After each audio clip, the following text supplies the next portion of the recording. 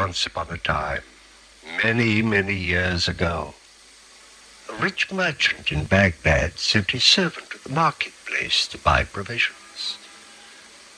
And after a while the servant came back white-faced and trembling and said, "Master, when I was in the marketplace, I was jostled by a woman in the crowd, and I turned to look, and I saw that it was death that had jostled me.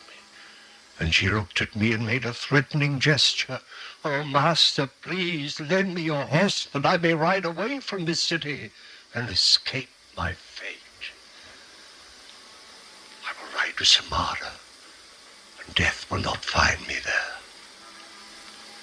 So the merchant loaned him the horse, and the servant mounted it and dug his spurs into its flank, and as fast as the horse could gallop, he rode towards Samara. Then the merchant went to the marketplace, and he saw Death standing in the crowd, and he said to her, "Why did you make a threatening gesture to my servant when you saw him this morning?" And Death said, "I made no threatening gesture. That was only a start of surprise. I was astonished to see him here in Baghdad, for I have an appointment with him tonight in Samara."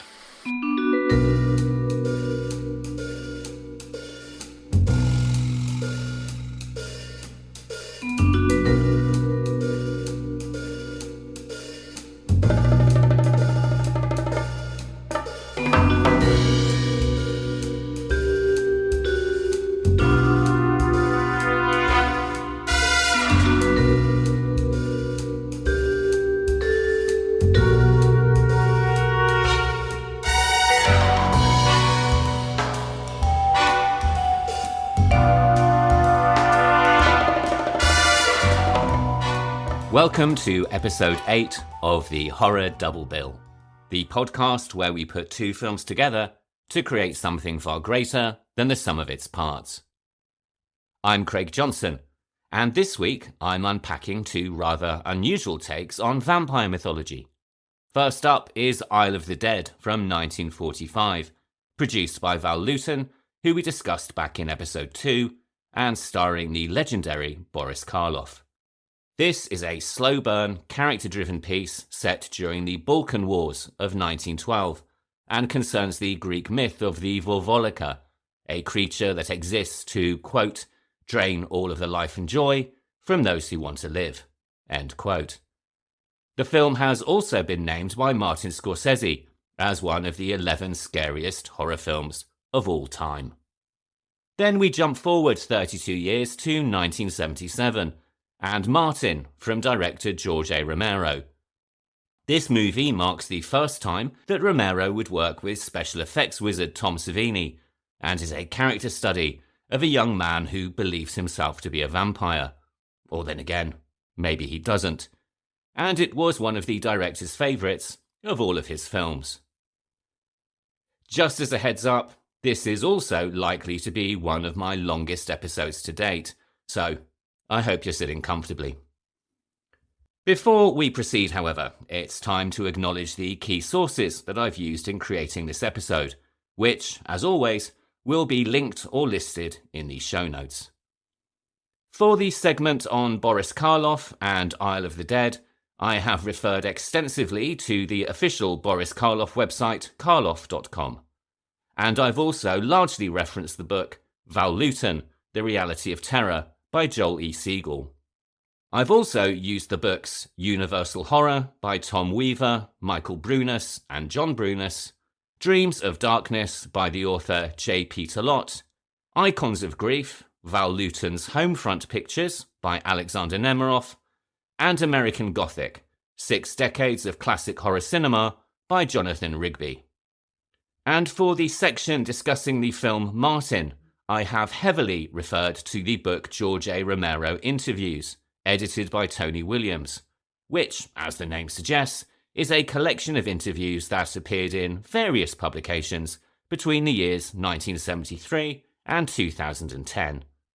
I've also referenced the book George A Romero on Screen by Chris Wade, the documentary film The American Nightmare, which was released in the year 2000, and various special features and commentaries on the Blu-ray release of the film from Second Sight Films and the Immortal Edition DVD release, which was released by Arrow Video. The film Isle of the Dead has come in for a fair amount of criticism since its release for being somewhat of an unbalanced film, with an exposition-heavy opening giving way to a far more spirited final third. This is quite possibly a valid point. However, whilst this is certainly not the strongest of Lewton's RKO pictures, I still believe that there is much here to admire, not least in its themes of corruption and decay, as well as some of the central performances, particularly Boris Karloff, who, as regular listeners will know, is one of my horror heroes. Isle of the Dead would be the first of a trio of films that Lewton would make with the actor, which include The Body Snatcher, also in 1945, and Bedlam in 1946. However, a lengthy break in production on Isle of the Dead would mean that although it was chronologically the first of the films that Boris Karloff started to shoot, it was actually the second of the three films that would be released. These films came at a rather low point in Karloff's very lengthy career, and the actor referred to Lewton as, quote, "the man who rescued me from the living dead and restored, so to speak, my soul." End quote. And whilst Karloff might be best remembered for his most famous work at Universal Studios, for me it is these three films that really showcase his talents as an actor. I am, of course, going to use this opportunity to talk rather extensively about Boris Karloff, but given that his career spanned 5 decades and encompassed 174 films, as well as numerous TV, theatre and radio performances, this will be less of a deep dive and more of a discussion on what I personally consider to be his career highlights. Boris Karloff was born William Henry Pratt on November the 23rd, 1887 in Camberwell, London, and was the youngest of 9 children in an Anglo-Indian family. As a child, he had to overcome several physical challenges. He was bow-legged, he stuttered, and he also had a lisp. And whilst he managed to overcome the stutter, the slight lisp would stay with him for life, becoming something of a vocal trademark. In 1909, aged 21, he left the UK for Canada and initially worked as a labourer to make ends meet. He started his acting career working in small touring theatre companies and adopted the stage name of Boris Karloff. His family had not been supportive of his theatrical aspirations and had wanted him to join the civil service. So the name change was partly to avoid embarrassing the family name and also, no doubt, to add a level of exoticism. These were very difficult years for him, where he earned very little pay, but he did gradually develop his skills as an actor, although he later recalled that his early performances were marked by mumbling, missed cues, and bumping into furniture. Between acting gigs and to supplement his income, he continued labouring, and this led to a back injury that would trouble him for life. And it's worth remembering that when we talk about the filming conditions for Frankenstein in a few moments. In 1917, he travelled to Hollywood, where the silent movie industry was still very much in its infancy. Looking to find work, he took any role available, initially as an extra. Because of his Anglo-Indian heritage and dark complexion, he was often cast in roles that required a quote-unquote exotic-looking foreigner, something that would continue as the industry progressed from silent to talking pictures. Although he gained slightly more substantial roles, work was still very much a struggle, and he often had to supplement this by additional work as a truck driver or working in construction. In later interviews, he described this period as over 2 decades without any financial security, and friends recalled him living very much hand-to-mouth, and even contemplating leaving the acting profession altogether. But, in a lesson to us all, his dedication never wavered, later saying that his only ambition was to be a professional actor. And whilst times were undoubtedly incredibly hard for him, as he battled with obscurity, poverty, and also no small amount of doubt, it was that unwavering commitment which set the stage for the life-changing opportunity that came in late 1931. By 1931, he had finally started to secure some larger roles, most notably in Howard Hawks' prison drama The Criminal Code, where he played an incredibly menacing character, a performance that would help him finally secure his big break. And you can find that film on YouTube, by the way, if you're interested in checking it out. One day at the studio, he was on a lunch break, and he was approached by an assistant to the director James Whale, who was then casting the movie Frankenstein. According to some, James Whale had been very impressed by Karloff's performance in The Criminal Code, and wanted him to test for the role of the monster. Later, looking back on this moment, Karloff recalled, quote, "He said it was for a damned awful monster.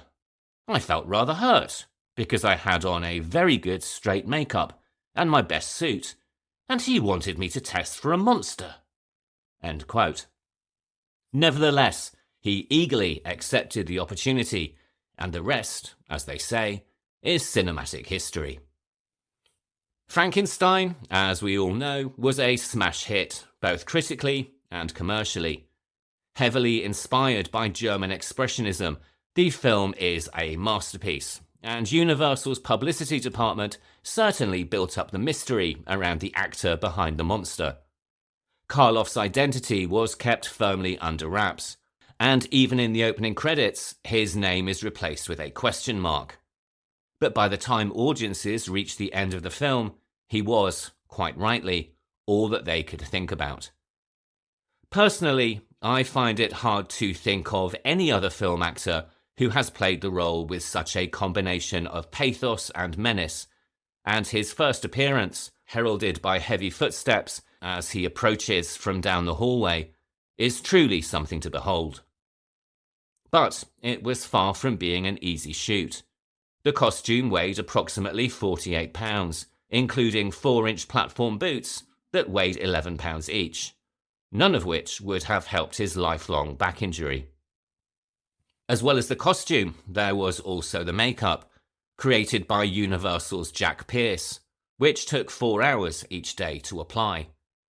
Filmed on a very tight budget and schedule, the production was characterized by intense and extended shooting days. And in hindsight, it's no wonder that just 2 years later, in 1933, Karloff helped found the Screen Actors Guild to advocate for better working conditions. He immediately followed Frankenstein with another horror classic, The Mummy, in 1932, in which he starred as the ancient Egyptian priest Imhotep, a role which made the most of the actor's angular features. In the same year, he also appeared in a particular favourite of mine, The Old Dark House, which reunited him with Frankenstein director James Whale. In this film, he plays Morgan, a mute and menacing manservant, and in the opening credits, he was billed simply as Karloff, a sign of his headliner status. It's a very strange comedy horror about a group of people trapped by a landslide in the Welsh mountains, requiring them to take shelter in the house of the title, where they meet the truly insane Femme family. Featuring highly memorable performances from Eva Moore and Ernest Thesiger, it also stars Charles Lawton, Melvyn Douglas, Raymond Massey, and Gloria Stewart, who modern audiences may best remember for her role as the elderly Rose in the 1997 movie Titanic. The Old Dark House is really one of my comfort movies, particularly if I'm feeling under the weather, and again it is, at the time of recording at least, available to watch on YouTube. The same year, he also had a supporting role in the gangster masterpiece Scarface from Howard Hawks, in which he played the mobster Tom Gaffney, This was one of his rare non-horror parts, and a film which has been called out as one of the most influential gangster movies of all time. Between 1933 and 1935, he truly cemented his status as a horror icon. In 1933, he returned to Britain for the first time in years to star in his first British movie, The Ghoul, playing a deranged Egyptologist obsessed with rejuvenation and resurrection. It isn't the best of his films of the period, but it did allow him to reunite with his family. And whilst Karloff was reportedly anxious about how they would respond to his fame, his brothers were incredibly supportive and even posed for publicity photos. Back in Hollywood in 1934, he headlined in the movie The Black Cat, marking the first time he would work with actor Bela Lugosi, with whom he would go on to film a further 7 movies. Directed by Edgar G. Ulmer, this is another favourite of mine, in which Karloff plays a satanic architect, locked in a deadly game of wits against Lugosi's character, Dr. Verdegast. And that's a name that would be referenced over 40 years later by Dario Argento in his movie Suspiria. Despite being released just before the notorious Hays Code introduced heavier censorship in Hollywood, the film still caused great concern at Universal, and with its themes of Satanism, necrophilia, incest and torture, it's not difficult to see why, really. Despite being a huge hit for the studio, it was in fact banned in several countries, including Austria, Finland and Italy. It's an incredibly stylish but very dark film, with Karloff's character Polzig residing in a Bauhaus-inspired mansion. It also features a minor performance from one of my favourite Universal contract players. Yes, I even have those. And this is a guy called Harry Cording. He would go on to play a number of memorable villains in the Basil Rathbone Sherlock Holmes movies nearly a decade later. The Black Cat is, of course, supposedly based on the story by Edgar Allan Poe, but in reality this is in title only, much like The Raven, which would be released the following year, and which would reunite him once again with Lugosi. However, it was in 1935 that he would reunite with James Whale once again, and reprise his most famous role in the movie Bride of Frankenstein. This is widely considered to be one of the greatest horror movies of all time, and is in many ways superior to its already impressive predecessor, giving the lie to the notion that sequels are always a bad idea. Featuring another memorable performance by Ernest Thesiger, the film gives the creature the ability to speak, eliciting even greater sympathy from the viewer, and co-stars Elsa Lanchester in the double role of both the bride and Frankenstein author Mary Shelley. Bride was a critical success and cemented Karloff's legacy as the tragic monster, but he would only play the role for Universal one more time, in their follow-up, Son of Frankenstein, co-starring Basil Rathbone, and which was released in 1939. Though he later said that he considered the monster to be the best friend he ever had, Karloff was wary of typecasting and wished to step away from the role, and for the rest of the franchise, the monster would be played, with admittedly diminishing returns, by Lon Chaney Jr., Bela Lugosi, and Glenn Strange.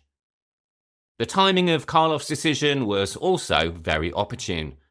At Universal, the horror bubble was beginning to burst, with the films becoming repetitive and reduced to lower-budget B-pictures as the horror movie boom of the 1930s started to fade.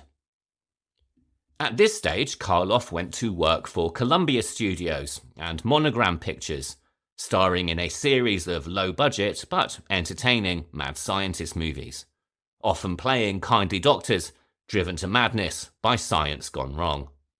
These films include The Man They Could Not Hang in 1939, Before I Hang in 1940, The Man with 9 Lives, also in 1940, and The Devil Commands in 1941. 1941 would also mark one of Karloff's most surprising triumphs, which would come not on screen, but on stage.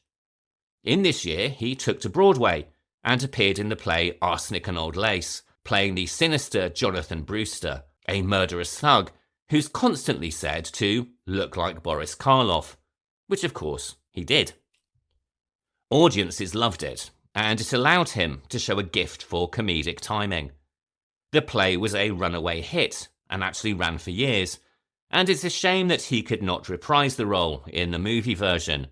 However, the filming clashed with his Broadway performances, and so the role in the movie was given to Raymond Massey, his co-star from The Old Dark House.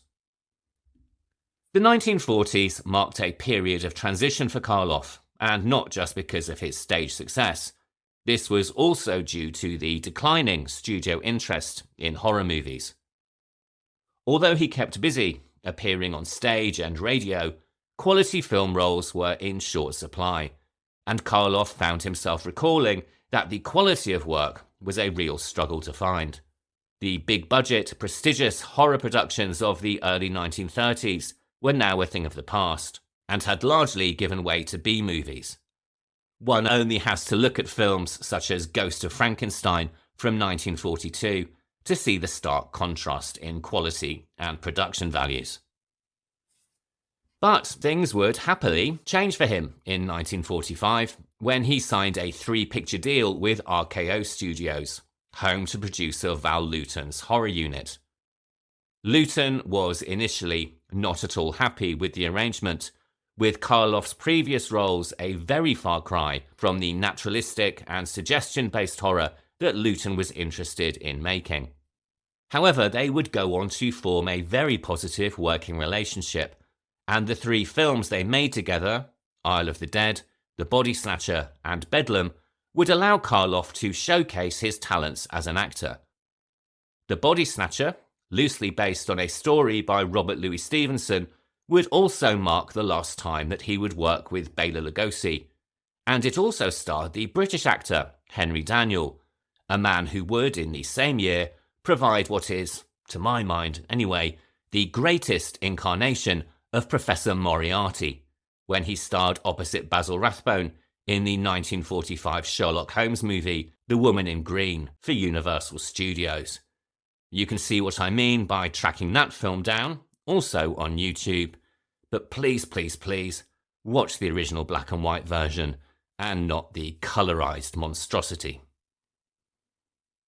Following his RKO movies, Karloff found himself more often in supporting roles. In 1947, he appeared in the movie The Secret Life of Walter Mitty, a comedy starring Danny Kaye, which was remade in title only in 2013 as a vehicle for Ben Stiller. By the 1950s, Karloff's film roles had shifted firmly into the world of the low-budget thriller. He became somewhat of a staple in the mad scientist subgenre, appearing in films like The Strange Door in 1951 and Corridors of Blood in 1958. During this period, though, he also found a home on US television, hosting the anthology series Thriller from 1960 to 1962. This show, in no way related to the Brian Clemens series we discussed a few weeks ago, is a more supernaturally charged version of The Twilight Zone and features some standout episodes. My favourites include The Hungry Glass, based on a story by Robert Bloch and featuring a very young William Shatner. There's also the story A Wig for Miss DeVore, starring Patricia Barry, and the quite brilliantly titled Pigeons from Hell. This is a gruesome piece of Southern Gothic, which has often been called one of the finest examples of serious television horror ever aired, or at the time, at least. As with many of the films I've recommended in this episode, it's also currently available on YouTube, and comes highly recommended, with even Stephen King calling it the best horror series ever put on television. A few years later, Karloff found a new lease of life, working with Roger Corman and American International Pictures. He co-starred in The Raven in 1963, which was screenwritten by Richard Matheson, and was a comic fantasy very loosely inspired by Poe. In this, he also starred opposite horror legends Vincent Price and Peter Lorre, and he followed this up with another Corman production, The Comedy of Terrors, again a black comedy in which Karloff, Price, Lorre and Basil Rathbone gleefully sent up their on-screen personas. During this period, Corman and Karloff also made a film called The Terror, which also starred a very young Jack Nicholson, and which is a testament to Corman's rather opportunistic approach to filmmaking.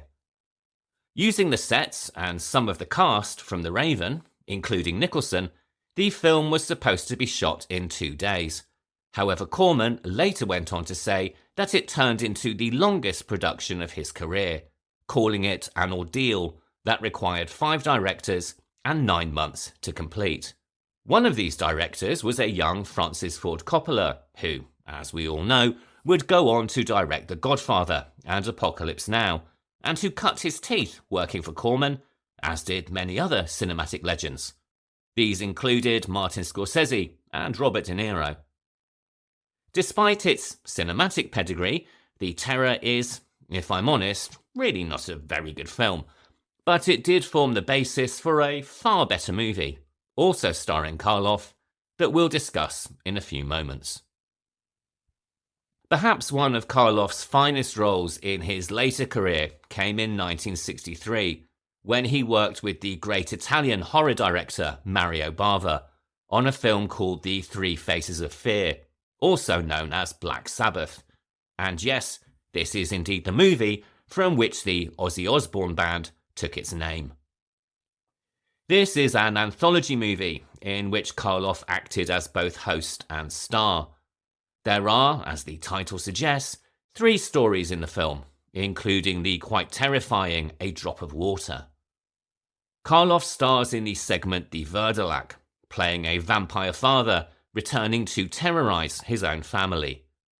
Although not a box office success on its initial release, it has gone on to be recognized as one of Bava's greatest works, though I would recommend watching the Italian version, which, despite the rather unsettling dubbing of Karloff into Italian, is far superior to the American release, which was extensively cut and also reordered. Following this, Karloff's movies can, at best, be described as rather patchy. In 1965, he appeared in Die Monster Die, a British-US co-production that is a very loose adaptation of H.P. Lovecraft's story The Colour Out of Space.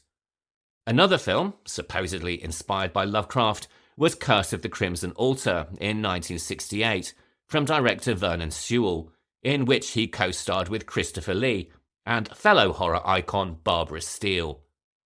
Christopher Lee has described this film as terrible, and despite the promise of its casting, I think it can, at best, be described as disappointing, and that's if we are being very, very generous. Between these 2 films, though, came another unexpected triumph, as in 1966, Boris Karloff lent his voice to a different kind of monster altogether. This was the animated version of How the Grinch Stole Christmas, directed by Chuck Jones, the man behind cartoon classics such as Bugs Bunny, Daffy Duck and The Roadrunner. This TV special, which Karloff also narrated, first aired on December the 18th, 1966, but has gone on to be a perennial holiday favourite. The audio recording also earned Karloff a Grammy and introduced his voice to a whole new generation, securing him a place not just as a horror icon, but also as part of the American Christmas tradition. His last truly great film came in 1968, with the release of Targets, produced once again by Roger Corman, and which marked the debut of director Peter Bogdanovich. This film recycled scenes from the movie The Terror, and cast Karloff in the role of an aging horror star, Byron Orlock. In the film, Karloff's old world movies are placed in sharp contrast with the real-world modern horrors of a spree killer played by Tom O'Kelly, and it's loosely based on the actions of a real-life mass shooter called Charles Whitman. Released shortly after the assassinations of Martin Luther King and Robert F. Kennedy, the film was a commercial failure, though it was a success with the critics, with the New York Times calling it an original and brilliant melodrama. More recently, a Time Out magazine retrospective called the film, quote, a fascinatingly complex commentary on American mythology, exploring the relationship between the inner world of the imagination and the outer world of violence and paranoia, both of which were relevant to contemporary American trauma. End quote. Sadly, though, this would not be Karloff's final screen appearance. The same year, despite failing health, he agreed to shoot a series of low-budget Mexican horror films, including The Fear Chamber, The Incredible Invasion, House of Evil, and Isle of the Snake People. Released after his death, his scenes were filmed very quickly in Los Angeles, and then intercut with other scenes that were filmed overseas. I have only seen Isle of the Snake People, and quite honestly, I thought it was an absolute mess. Reviews of the remainder certainly don't encourage me to track any of them down. But if there's anyone out there who feels I am missing out, please let me know. Though, frankly, I would be very surprised if there is. Boris Karloff died of pneumonia, aged 81, on February the 2nd, 1969, in Sussex, England. He left behind 174 films, and a legacy that few could rival. As the film historian Carlos Clarence once put it, he, quote, gave dignity to horror and a human face to the monstrous, end quote. From silent movies to Frankenstein's monster, and from Italian Gothic to children's Christmas classic, the man is a legend in cinema. And if you're not familiar with any of his work beyond the Frankenstein monster, I'm hoping that this episode has given you some suggestions for further exploration. And after that very lengthy segue, can't say I didn't warn you, we now travel back to 1945, and our first film for the week, Isle of the Dead. This was directed by Mark Robson, produced by Val Lewton, and stars, of course, Boris Karloff, alongside Ellen Drew, Mark Kramer, and Jason Robards Sr. And now we are about to get into spoilers, so if you haven't seen Isle of the Dead yet, please approach with caution, or better yet, track it down and then come back. As I mentioned earlier, the casting of Boris Karloff at the studio insistence was not something that Lewton was initially on board with. Director Mark Robson recalled that Lewton was called into the office of RKO executive Jack Gross, a man whose idea of horror was, quote, a werewolf chasing a girl up a tree, end quote. This, of course, is about as far removed from Lewton's vision as one could possibly get. The executives were quick to inform Lewton that they had just signed Karloff to a 3-picture contract and that he was going to use him in his next film. A furious Lewton, returning to his office, picked up the phone immediately and informed both executives that he had a message for them, and that message was that, quote, death is good, end quote. Whether this was a threat or an indication of the themes they would explore in the movie remains rather unclear, and the ambiguity was probably the point. But despite Lewton's initial apprehension, a film had to be made, and Lewton began working on the screenplay, collaborating with screenwriters Ardell Ray, Joseph Michel, and director Mark Robson. Robson, who had worked as the editor on Cat People in 1942, had been promoted to director for Lewton's movie The Seventh Victim in 1943. Robson would go on to have a very successful career. Some of the stars and films that he directed would include Lana Turner in the Oscar-nominated Peyton Place in 1957, Frank Sinatra in the 1965 war movie Von Ryan's Express, and the tragically short-lived Sharon Tate in the not very good but strangely compelling Valley of the Dolls in 1967. The inspiration for the film comes not, as with The Leopard Man, from a novel, but instead a painting entitled Isle of the Dead by the Swiss artist Arnold Böcklin. This is the painting that we see under the opening credits, and it was one that was very popular in Central Europe across the 20th century. As with many works of art, there are actually several versions of Isle of the Dead in existence, which were created by the artist between the years 1880 and 1886. All of these depict a desolate rocky island viewed from across an expanse of dark water. In most of them, we see a small rowing boat arriving at a jetty, with an oarsman manoeuvring the boat from the stern, whilst in the bow of the boat, facing the island, is a standing figure clad entirely in white. The island is dominated by a dense grove of tall cypress trees, which have long been associated with cemeteries and mourning.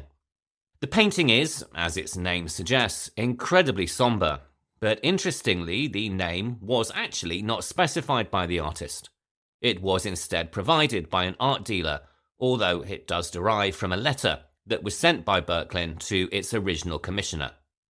The painting has actually inspired a surprising number of people, including Salvador Dali in 1932 and the Swiss artist H.R. Giger, who created a biomechanical version of the picture in 1977.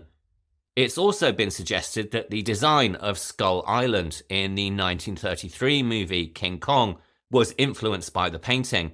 A copy also appears in Terry Gilliam's movie 12 Monkeys, and it's also referenced in the 2017 movie Alien Covenant, though this may be more to do with the Giger version than the original. For Lewton, the choice of painting seems to have been a natural one. A print of it hung in his home as a child, and he often made up stories about it. Robson recalled that the writing process was enormously enjoyable, saying that one night they sat up to 4 a.m, creating what he called a perpetual motion horror sequence. This was achieved by situating the heroine's house so that every time she had to go anywhere, she had to pass through a long dark tunnel, which absolutely terrified her. No matter where she wanted to go in the story, she had to use the tunnel, and each time she was scared to death.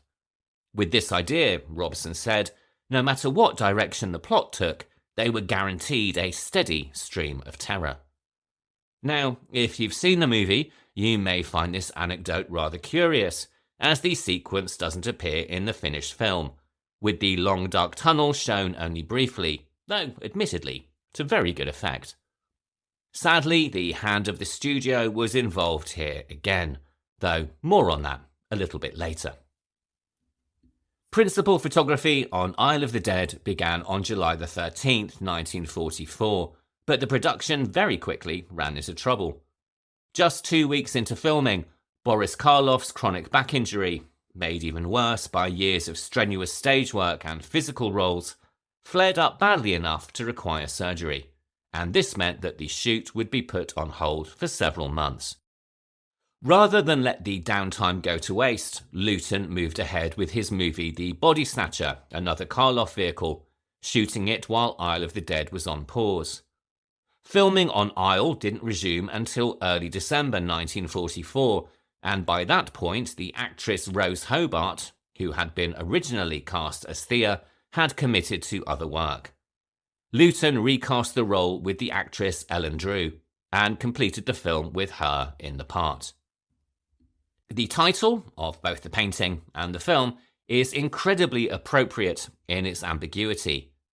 The Isle of the Dead in the film is an island cemetery, but it can also be taken to refer to the various characters we meet who are staying there, most of whom are doomed from the very moment that they set foot on the shore. This theme is underlined by the film's central and recurrent image, a statue of Cerberus that stands by the dock, a figure that we continually cut back to, admittedly somewhat clumsily at points, throughout the film and also at the climax. Cerberus is the three-headed dog from Greek mythology, whose primary role is to prevent the dead from escaping the realm of Hades, and also to prevent the living from entering without permission. In this respect, the figure is the stone embodiment of Karloff's General Farides, who is in fact nicknamed the Watchdog, and who prevents anyone from leaving the island. But Cerberus is also, very importantly for this film, a symbol of transition and a reminder of the inevitability of death. This theme, that death will come to us all and that attempts to evade it are futile, is one that Lewton would explore in several of his movies, including the arguably more successful Cat People and the doom-laden The Seventh Victim. The knowledge of this symbolism also gives an extra resonance to the very last shot of the film, where Cerberus is superimposed on our departing survivors, and this suggests that while they may have escaped the horrors of the island, death will eventually come for them in the end. After the opening credits, the film begins with a text-based prologue. Quote, "Under conquest and oppression, the people of Greece allowed their legends to degenerate into superstition. The goddess Aphrodite giving way to the Vorvolica. This nightmare figure was very much alive in the minds of the peasants when Greece fought the victorious war of 1912. End quote. This opening text sets not only the time and place, but also one of the themes of the movie, that under extreme circumstances, man will lose his grip on reason and rationality, descending into superstition and corruption. The beauty of the goddess Aphrodite, once the goddess of love, has become the nightmarish Vorvolica, a creature that, as the movie tells us, exists to drain happiness and life from anyone who wishes to hold on to it. To emphasize this theme of corruption, we learn very early on that the peasants who once lived on the island have already been corrupted before the film has even started, ransacking the cemetery and robbing the graves in an effort to find antiquities. This is all due to the presence of the archaeologist Albrecht, who explains, somewhat shamefacedly, quote, "I had turned good simple people into grave robbers." End quote.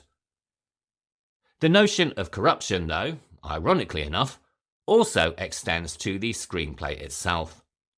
The final film is reportedly a very different product to the original intention.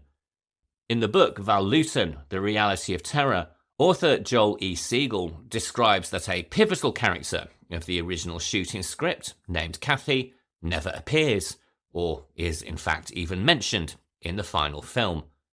Several other major characters are also eliminated or unrecognizably altered.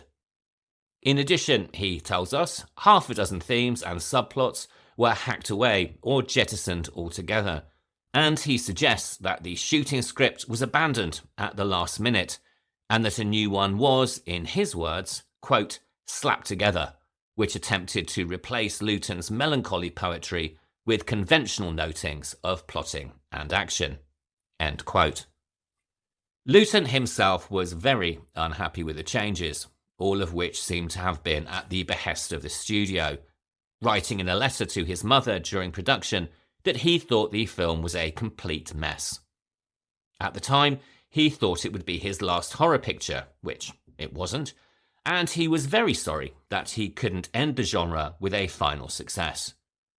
Once filming was completed, he went even further, saying that the film looked hopeless, and that the only thing that would make it interesting would be to go absolutely madly radical in the editing process.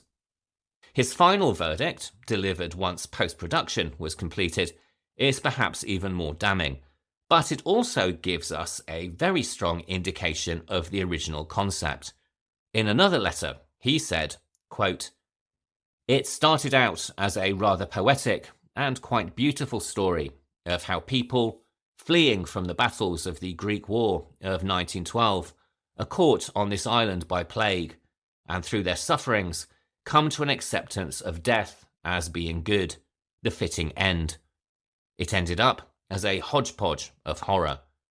This has been a horrible and unfortunate film from the beginning, largely due to my stupid supervisor, but it's turned out that it won't be too bad." End quote. This intriguing extract offers us a glimpse of what might have been, but I personally feel that it does the film rather an injustice, though one can, of course, understand Lewton's frustration. His letters also offer an explanation for the film's rather uneven tone and structure, which appears jagged and uncertain, particularly when compared to the slow inevitability of his earlier work. In this context, it is no small miracle, and a testimony to the talents of both Lewton and Robson, that the film still manages to have a depth to it that even studio interference was unable to tarnish. As well as the themes of death and corruption, Isle of the Dead is also, much like Night of the Eagle a few weeks ago, about the conflict between rationality and mythology, and logic and superstition. Nowhere is this more clearly demonstrated than in the dialogue between the character of Dr. Drossos and the archaeologist Albrecht, who suggests that lighting a fire and praying to the god Hermes would be just as effective as the doctor's instructions for the residents to avoid physical contact and to keep washing their hands. And for a modern audience, these precautions have an unexpected resonance, with the continual hand-washing and social distancing a poignant reminder of what the world experienced during the first half of this decade. For today's viewer, the arguments between science and superstition cannot help but raise an ironic smile, or at the very least, an ironic eyebrow. Most notably where General Farides is admonished for immediately breaking the no-contact rule just seconds after Dr. Drossos has issued it. Dialogue between the character of Farides and Thea, played by Ellen Drew, also very sadly takes on a new meaning when viewed through the lens of 2025. When she criticises him for his savagery in his previous role as a tax collector and reminds him that he had massacred his fellow countrymen, his justification is that, quote, "Whoever is against the law of Greece is not a Greek." End quote. Thea, however, has the final word on the subject, saying that laws can be cruel, and that people who live only by the law are both wrong and cruel. Farides, however, is a man who lives only by the law, even when that law extends to people he considers his friends. When first introduced, he is washing his hands, silently passing sentence on one of those very friends, as he is stripped of his military uniform and sent back to the battlefield to end his own life. This image is, of course, a reference to Pontius Pilate washing his hands at the sentencing of Jesus.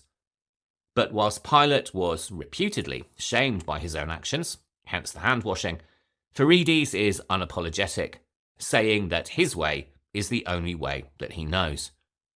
This is immediately challenged by the character of Oliver David, a journalist and our nominal hero, who questions not only his actions, but the very belief system that underpins them, saying, quote, "I think I understand patriotism as well as the next man, General, but I'm not sure I understand your brand. I think you'd kill your wife and child for your country's sake." End quote. Karloff's performance is, along with his co-stars Catherine Emery and Helena Thimig, one of the strongest in the film. At first stern and dogmatic, but still somehow sympathetic, he slowly descends into fanaticism and cruelty, partly due to his role as the watchdog, and also due to his slow infection with the septicemic plague, which we have been told causes delirium and hallucination. His transformation is both psychological and physical, deteriorating from the smart and uniformed military officer we meet at the beginning to a dishevelled dictator of chaos as his hallucinations and long-suppressed superstitions begin to take hold. Even a man of logic and order, the film suggests, can succumb to the old beliefs if the conditions are right. This is of course exploited by the character of Madame Kira, who is played quite brilliantly by Helena Thimig. Thimmig, an Austrian actress, was one of Central Europe's leading performers for over 50 years and lived in exile in the States during World War II, returning to Austria in 1943 only after she was widowed.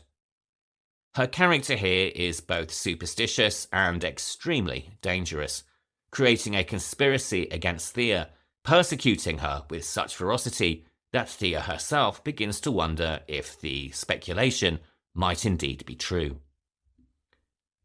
Both her and General Faridi's constant use of the term Vorvolika, issued firstly as a warning and then as an accusation, foreshadow a similar use of the term Nosferatu that we will see in our next film, Martin, suggesting that both Thea and Martin are less monsters and more products of societal persecution.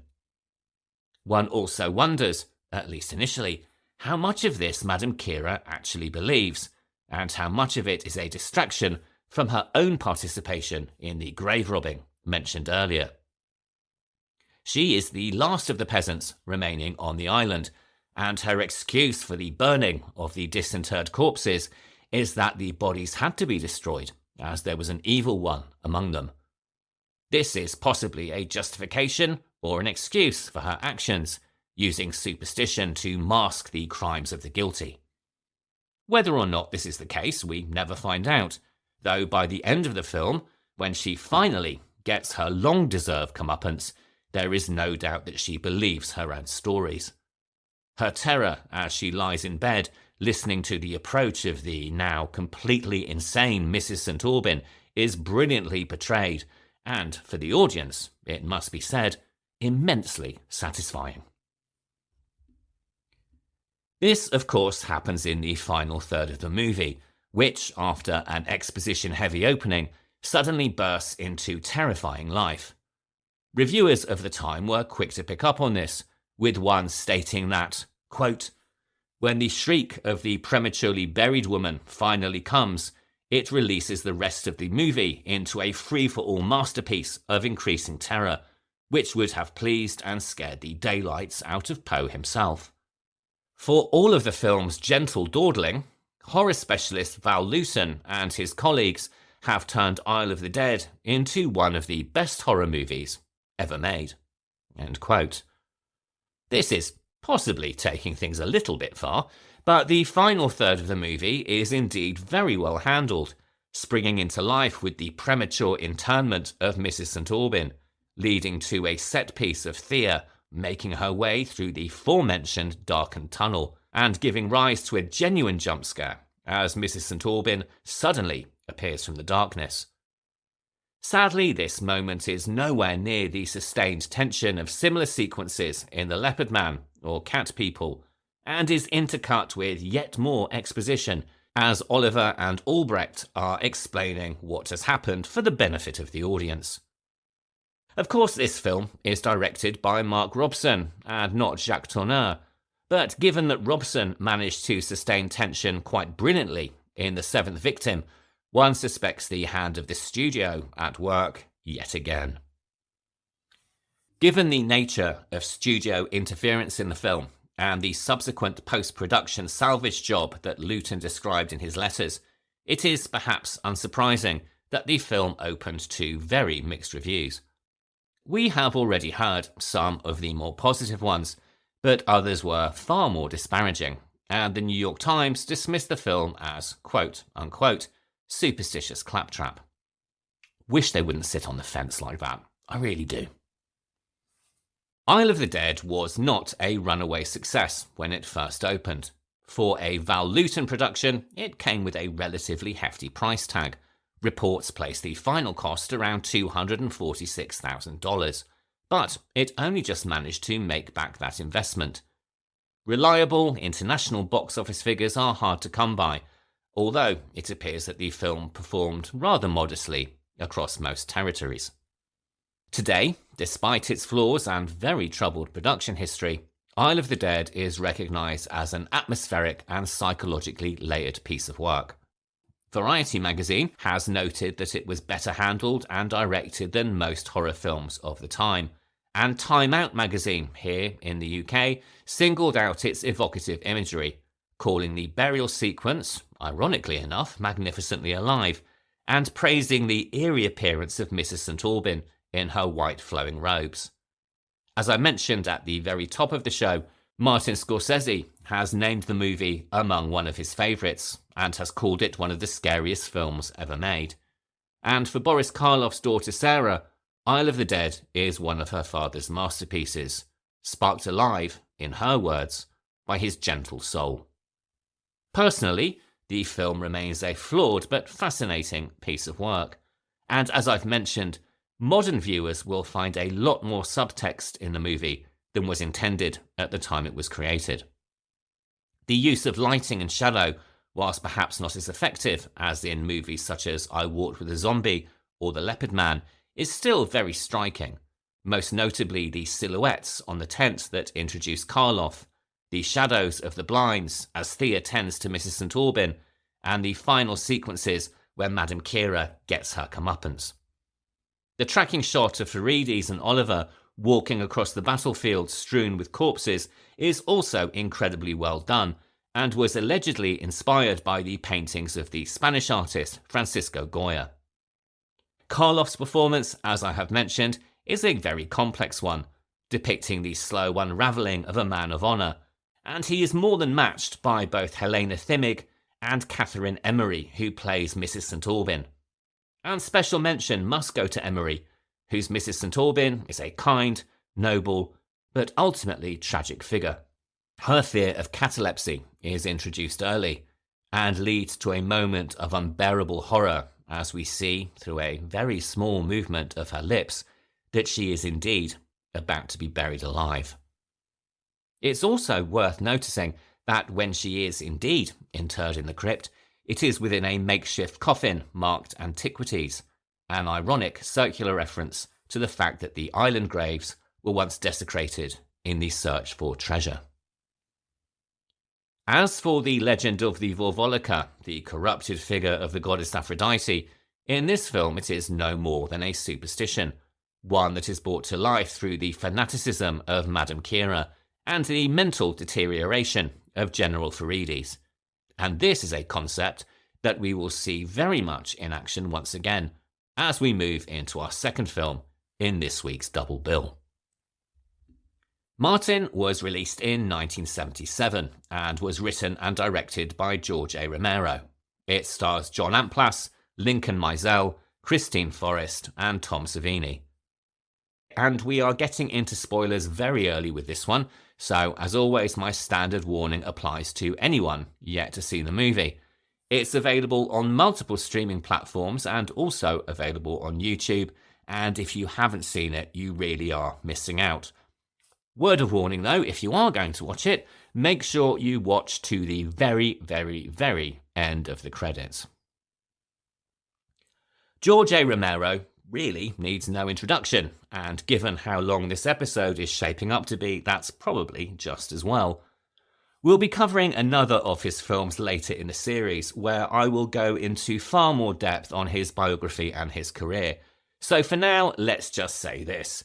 His impact on the horror genre is impossible to overstate. Over a career that spanned more than 4 decades, he directed 24 feature films and worked on a number of television productions, most notably creating the cult anthology series Tales from the Dark Side. He was not just a director, he was also a prolific screenwriter, a producer, and an occasional actor. While he's most famously remembered as the creator of Night of the Living Dead, and widely credited as the godfather of the modern zombie movie, his work extended far beyond that subgenre. His filmography includes supernatural horror, psychological thriller, action drama, and even, in one instance, a romantic comedy. Martin, which is a smaller and more intimate film than the ones for which he is probably best remembered, is essentially a character study, and of all of his movies, Romero claimed that it, alongside Night Riders from 1981, was his favourite. This, like many of Romero's earlier films, is set in and around Pittsburgh.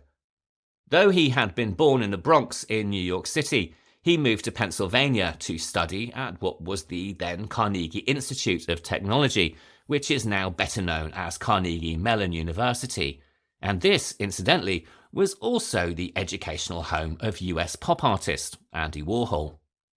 On completing his studies, he chose to remain, living and working in the city into the 2000s. At the time of filming, in 1976, the city was going through a rather painful transition. For the first half of the 20th century, Pittsburgh had been the beating heart of America's steel industry, but by the 1970s, things had started to change. Foreign competition from countries like Japan and West Germany was undercutting the US market, and decades of underinvestment meant that the city's steel industry just couldn't keep up. It was outdated, it was inefficient, and it was perceived as too expensive to run. The result of this quote-unquote progress was, of course, mass unemployment. Whole communities, who had relied on mill work for generations, suddenly found themselves cut adrift. Small businesses closed, property values collapsed, and public services were overstretched and underfunded. And for Romero, the setting of the movie was more than just convenient. It represented the collapse of the past. In a 1977 interview, he explained that the setting signified that, for a traditional vampire, the old days were gone, industrial pride was gone, jobs were gone, and the church was collapsing. For Romero, everyone was just surviving, and once proud communities were gone with the wind. The character of Martin, regardless of his disposition for drinking blood, is of course not a traditional vampire. He is a lonely, confused, repressed and deeply disturbed young man who relies not on fangs, but on modern devices such as hypodermic needles, sedatives and razor blades to get his fix. His family, not knowing exactly what to do with him, pass him from relative to relative, subjecting him each time to religious methodologies to cure him of his affliction. In this context, the movie could be as much a parable about addiction as it is about vampirism. But for Romero, the message is more complex. For him, the point of the film was to show that the tradition of supernatural monsters was in reality just a reflection of human nature, and that we created these monsters in an attempt to exorcise the beasts that exist within us. And with this film, what he was trying to say is that evil is a permanent part of humanity, and that it can't be so easily removed or thrown away. Martin is played by the actor John Amplas, who Romero had seen performing in a play at the Pittsburgh Playhouse, and immediately thought, this is the guy. His performance in the film is really quite remarkable, particularly given that it was his first feature, and he brings a complexity and humanity to the character that almost elicits audience sympathy. And this is no small feat, really, considering that we know from the outset he is a murderer. This is, of course, essential to the film's success, as we are with the character for the entire runtime of the movie, and in the hands of a lesser performer, Martin may not have drawn such a complex series of emotions from the viewer. Nowhere is this more clearly felt than the sequence where Martin's planned attack on a potential victim is thwarted by her unexpectedly being with her secret lover. We naturally do not want Martin to kill them, but we also want him to get away before the police can be called, and this conflict of emotions on the part of the viewer adds greatly to the tension, and the scene is a highlight of the movie. And also, to be honest, the fact that the woman is far more concerned with being discovered by her husband than helping her now quite seriously injured lover suggests that she's not particularly a good person.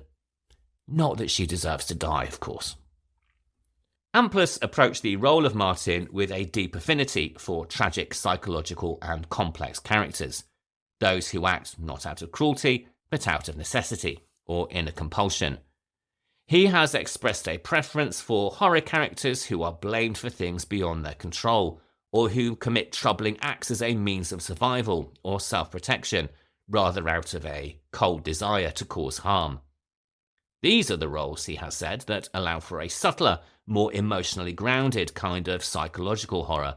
He was also particularly struck by the character's profound isolation, his sense of disconnection from others, and the all-consuming nature of his obsession, something, again, akin to an addiction that Martin himself couldn't even fully understand. Romero himself has expanded on this idea, explaining that Martin's delusions are most likely the product of a fanatical upbringing, and that the repeated accusations of Nosferatu, endured across a lifetime, have fed directly into his fantasy life. We've already seen in Isle of the Dead that Madame Kira's constant accusations of Vovolika were enough to make Thea question her own reality, and that only took place over the matter of a few days of isolation. Romero suggests that Martin has endured this torture for a lifetime. His cousin Kuda's house is littered with religious iconography, and quite frankly, it's a display that even Margaret White would envy. But whilst her daughter Carrie turns this oppression against her mother and the bullies in her hometown, Martin's neurosis goes far deeper and turns him into a cold-blooded killer. Romero would go on to say, quote, "I don't believe he's 84 years old. I think those are things that have been drummed into him from infancy from people like Kuda. So he's a victim, and when he tries to explain his problems, the people around don't listen or don't take him seriously. His neighbour, Mrs. Santini, just wants to get laid, so she uses Martin. Martin is very honest and open about his problems when he calls the radio talk show, but the talk show host just says, 'Great, keep calling.'" End quote. Martin, then, is as much a victim as he is a monster, and his black and white fantasies of an older and simpler time are probably as much a form of escapism from the everyday horrors of reality as they are symptoms of his delusion. He may outwardly deny being a vampire, munching on garlic cloves and grabbing at crucifixes, but inwardly he still fantasizes that he is one. His assertion that there is no such thing as magic, illustrated by the trick he demonstrates at the kitchen table, is probably a reflection of the reality that he must wake up to every morning. Kuda's granddaughter, Christina, is the only character to offer any true warmth or interest in Martin as a person, and she is played by the actress Christine Forrest, who would go on to become Romero's wife, and her performance is, like most of the performances in the film, naturalistic and incredibly believable.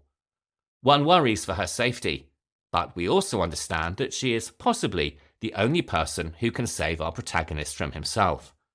Any opportunity for this salvation, though, is thwarted by her relationship with Arthur, played quite brilliantly by special effects maestro Tom Savini. Tom Savini had met Romero many years before when he had been in high school, and he had originally been earmarked to work on the movie Night of the Living Dead. However, a tour of duty in Vietnam meant that he had been unable to do so. Now back in the US and in college, he heard that Romero was about to embark on a vampire movie, and initially wanted to audition for the central role. However, with Amplas already cast, he was instead given the role of Arthur, and also put in charge of special makeup effects and doubled as a stuntman. This film would mark the first time that Romero and Savini would work together, and they formed an incredibly productive relationship that would continue for decades. It is a common misconception that Savini became interested in special effects makeup during his tours in Vietnam. However, this is really not true. He had long experimented with the craft from a very early age. He does, however, recount in an interview given for the documentary The American Nightmare that by the time he was serving in basic training, his scarring was so impressive that his drill sergeant asked Savini to send home for additional makeup so that he could intimidate the next batch of recruits with some suitably terrifying war wounds. What Savini does say about Vietnam is that his role as an army photographer allowed him to, firstly, create some essential emotional distance from the atrocities of war that he saw on a daily basis, but also allowed him to objectively study the reality of horror. This may sound somewhat clinical, but it was as much a survival technique as it was anything else, providing a tool with which he could remove himself mentally from the terror that he felt every day. And this perspective would, of course, inform his later special effects makeup work. In retrospect, Savini is somewhat critical of his work in the movie, particularly the blood effects, which he says look like melted crayons. And this was a result of using theatrical stage blood that was designed to look effective under the bright lights in a theatre, as opposed to the cinema screen. Filming for Martin began on August 8, 1976, and concluded in October of the same year. Romero and his production team have described the experience as guerrilla filmmaking, and it is indeed proof of what can be achieved on a low budget with a limited crew, which amounted to about 15 people, including the cast. Filming locations were in real homes around Braddock, Pennsylvania, and Cuda's house, where Martin stays, was in fact the home of a Pittsburgh filmmaker called Tony Buber, which he shared with his parents and grandmother. Buber is primarily known for his documentaries which focus on working class communities and social issues in and around Braddock and nearby Pittsburgh. He also appears in the film, as does his mother, who is one of the customers in Cuda's grocery store near the beginning of the movie. Her recollections of the filming process are incredibly positive.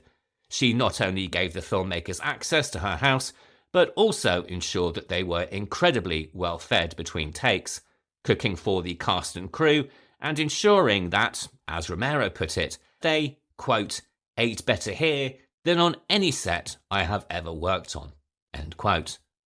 She also had to wash the sheets and the bathroom after the climactic staking sequence, recalling that the sink was full of blood, and that she had to convince her own mother, who was quietly praying in the corner with her rosary beads, that the blood was not real, and that actor John Amplas was both alive and well. In true guerrilla filmmaking style, the filmmakers also took full advantage of real-life events. The parade sequence in the movie was, indeed, a real parade, prompting the crew to pick up cameras and include it in the film. Romero was originally the director, camera operator, and director of photography, but after a few days shooting, decided to pass the DP role onto Michael Gornick. Gornick used what is known as reversal film stock, which, unlike negative film, eliminates the need for a separate printing process to create the final product for projection. This is, of course, a more cost-effective and time-effective solution, but also creates a very different aesthetic, with a tendency towards higher contrast and saturation. They then washed this film down to create the final version, because they wanted the print to look seedier, and this is why the film has more grain to it than perhaps other films of the period. Interestingly, Romero's original intention was to release the film in black and white, and in a much, much longer form.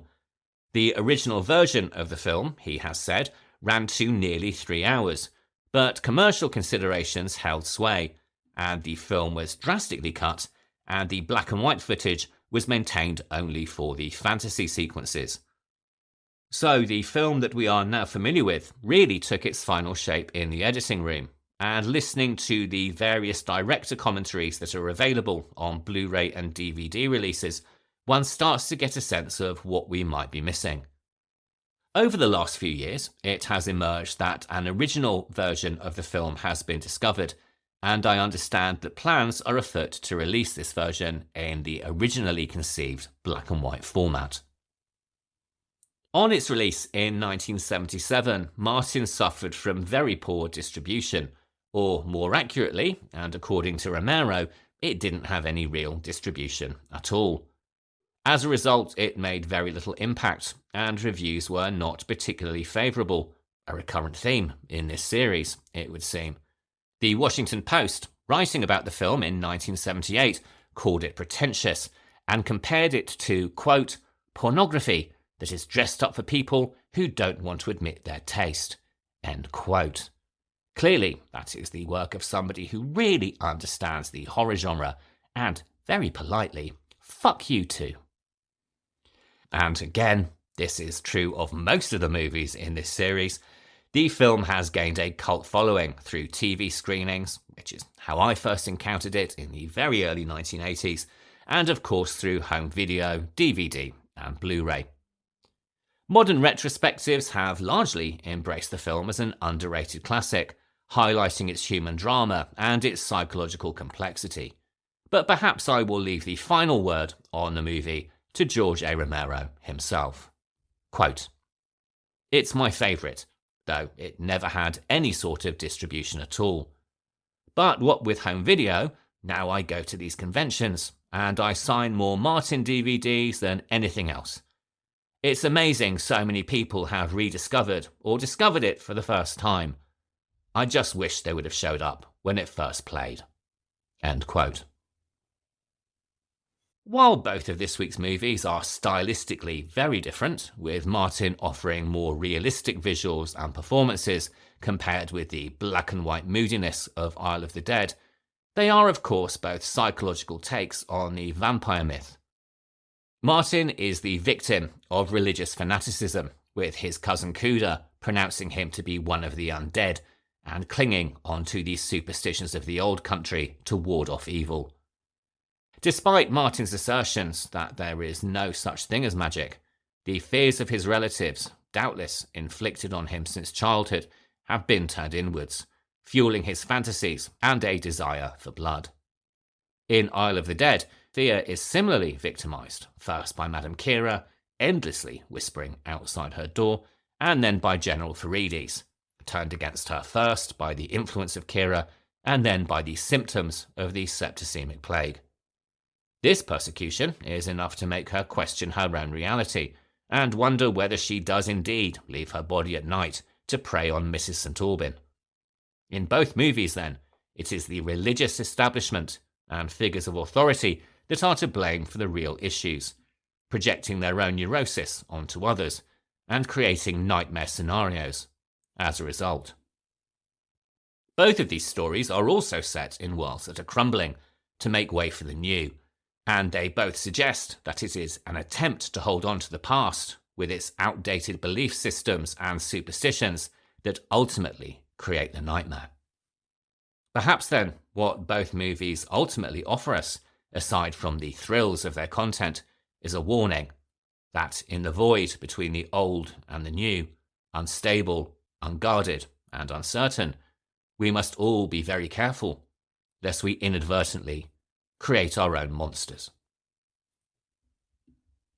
And that brings me to the end of what is, I suspect, going to be a very long episode. So if you are still with me, thank you so much for listening. If you would like to support the show, please consider taking a moment to rate, review, and subscribe wherever you listen to podcasts. And also, please consider sharing it with any of your horror-loving friends. It helps much more than you can imagine, and in trying to beat the algorithms, I need all the help I can get. Next week, I will be back with an anxiety-inducing double bill where we explore the horrors of friendship and urban paranoia. Our movies next week are two that, remarkably for me, aren't from the 1960s or the 1970s. In fact, they are both from 2015, though admittedly, that is a decade ago. First up, we have They Look Like People, an indie horror from director Perry Blackshear, which gave me so much anxiety when I first saw it that I had to stop watching. Admittedly, though, that was only for a few moments. Then we move on to The Invitation from director Karin Kusama, which, again, is possibly not for anyone who struggles with sustained unease and dread. If you're in the UK, They Look Like People is available from Prime, Apple TV, and also for free on Plex. While The Invitation is available on the same services, and also, for those with a subscription, it can be found on the Arrow Player. So, if your nerves can make it through both of those, I'll be back next Sunday, as usual, for the discussion. So until then, thanks again so much for listening, and have a really great week. Goodbye.